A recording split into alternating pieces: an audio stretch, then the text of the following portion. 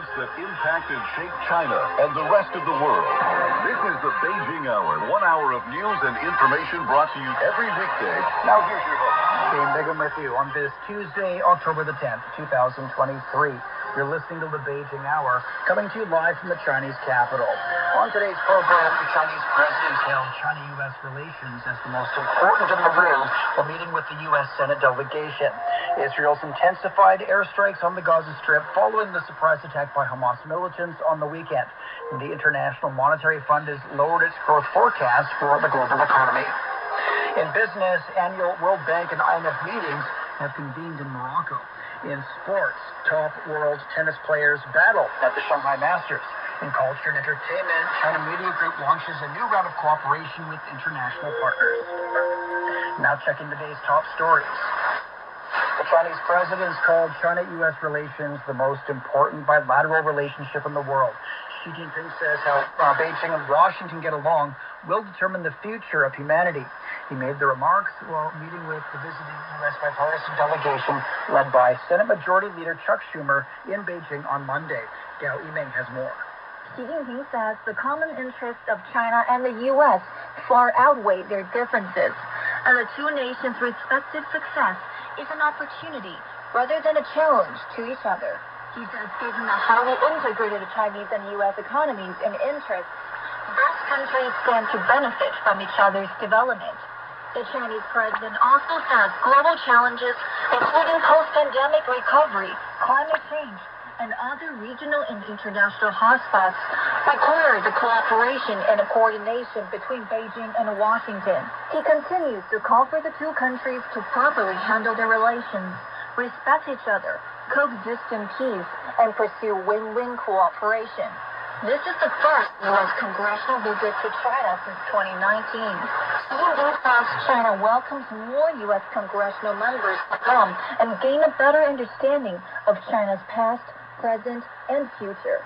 Senator Schumer and his colleagues say Washington does not see conflict with or decoupling from China, but hopes to strengthen bilateral trade and investment cooperation.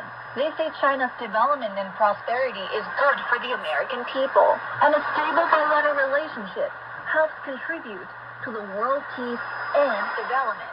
That was Gao Yiming reporting. Meantime, senior diplomat Wang Yi and Commerce Minister Wang Wentao have also held talks with Schumer in the Chinese capital. China's published a white paper on the achievements of the Belt and Road Initiative over the past 10 years. One major purpose of the paper is to give the international community a better understanding of the value of the BRI. Zheng Xuning explains. The report says that the initiative is paving the way towards shared development and prosperity as it advocates win-win cooperation and encourages economic integration, interconnected development, and the sharing of achievements. One of the biggest highlights is the initiative's contribution to promoting all-around connectivity, including policy coordination, infrastructure connectivity, unimpeded trade, financial integration, and closer people-to-people ties. Specifically, it says that under the BRI framework, Chinese and foreign partners have launched 20-plus multilateral dialogue and cooperation mechanisms in professional domains such as railways, ports, energy, finance, and so on. Basic connectivity over land, maritime, air, and cyberspace is in place with 6 corridors, 6 routes in multiple countries and ports. And thanks to the increasing connectivity, trade and investment has also been expanding steadily. From 2013 to 2022, the cumulative value of imports and exports between China and BRI partner countries reached over $19 trillion, and that is an annual growth rate of over 6.4%. Besides, the BRI participating countries have also jointly promoted cooperation on industrial capacity, expanded cooperation in traditional industries, including steel, non-ferrous, metals, building materials, automobiles, and so on. And have also explored cooperation in some emerging industries such as digital economy, new energy vehicles, artificial intelligence, 5G network, and so on. According to the white paper, the initiative has witnessed diverse dynamics of financial integration. First of all, the financial cooperation mechanisms are maturing, as the paper said. The China Development Bank has promoted the establishment of multilateral financial cooperation mechanisms. And as of the end of this June, a total of 13 Chinese-funded banks had established over 145 first-tier offices and branches in over 50 BRI partner countries. And some over 70.7 million businesses in over 130 partner countries had opened Union Pay services. And China has also signed bilateral currency swap agreements with over 20 partner countries and established R&D clearing management in over 17 partner countries, which effectively facilitates trade and investment.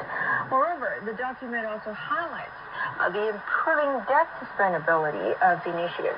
Based on the principle of equal participation and benefit and risk sharing, China and over 28 countries approved the guiding principles on financing and development of the Belt and Road Initiative, encouraging the governments and financial institutions of participating countries to attach greater importance to improve their debt management capability.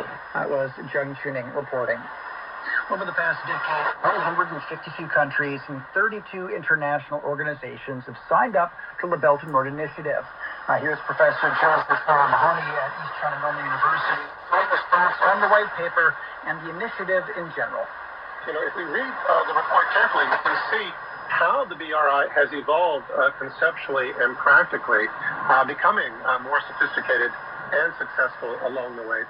But we can also see how BRI is adapting to changing conditions and circumstances, including focusing more on high-quality growth and development, expanding its concepts of connectivity to include digitalization, as well as making major shifts towards green and sustainable development.